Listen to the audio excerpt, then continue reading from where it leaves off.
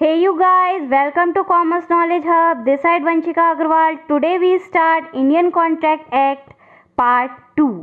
आज हम पढ़ेंगे Essentials of Valid Contract. Contract के लिए क्या ज़रूरी है? सबसे पहले तो कॉन्ट्रैक्ट के लिए जो सबसे मेन एलिमेंट है वो है टू पार्टीज़. दो लोग होना ज़रूरी है. आप अकेले मिलके कॉन्ट्रैक्ट नहीं कर सकते. कम से कम दो पार्टी हों तभी आप कॉन्ट्रैक्ट कर पाओगे. पहला ऑफरर, जो ऑफर देता है उसे ऑफरर कहते हैं और जिसे ऑफर दिया उसे ऑफरी कहते हैं. तो दो पार्टीज तो होनी ज़रूरी है. आप खुद से कॉन्ट्रैक्ट नहीं कर पाओगे, अकेले कॉन्ट्रैक्ट नहीं कर सकते. There must be two party.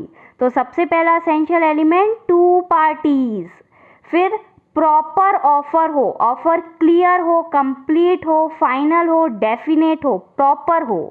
Clear acceptance, सामने वाले की तरफ से भी क्लियर एक्सेप्टेंस आए.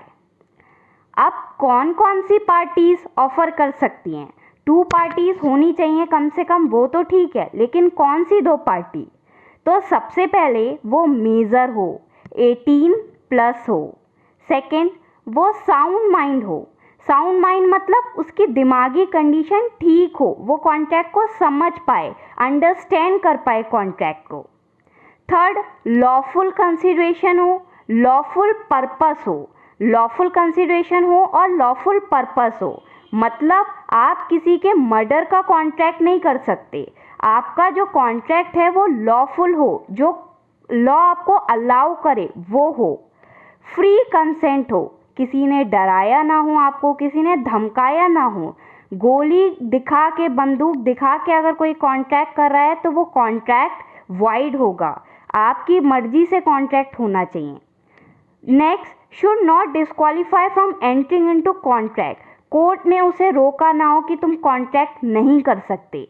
अब कोर्ट क्यों रोकती है वो हम आगे पढ़ेंगे.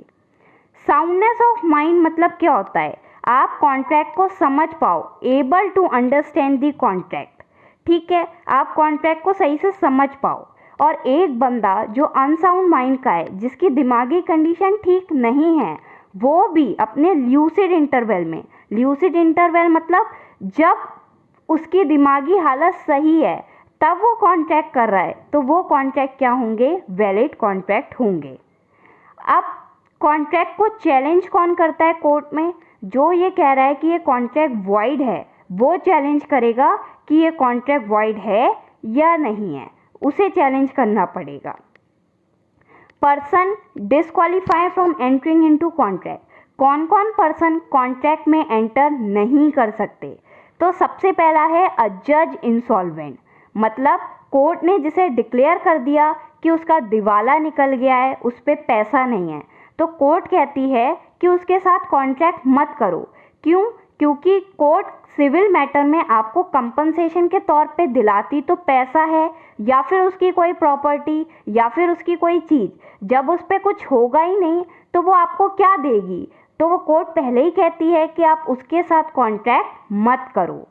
दूसरा कन्विक्ट, जो गिल्टी प्रूव हो चुका है, हो सकता है वो जेल में हो, वो गिल्टी प्रूव हो चुका है, तो कोर्ट कहेगी कि वो ऑलरेडी अपनी गलतियों की सज़ा भुगत रहा है, तो मैं उसे और कोई सज़ा नहीं दूंगी.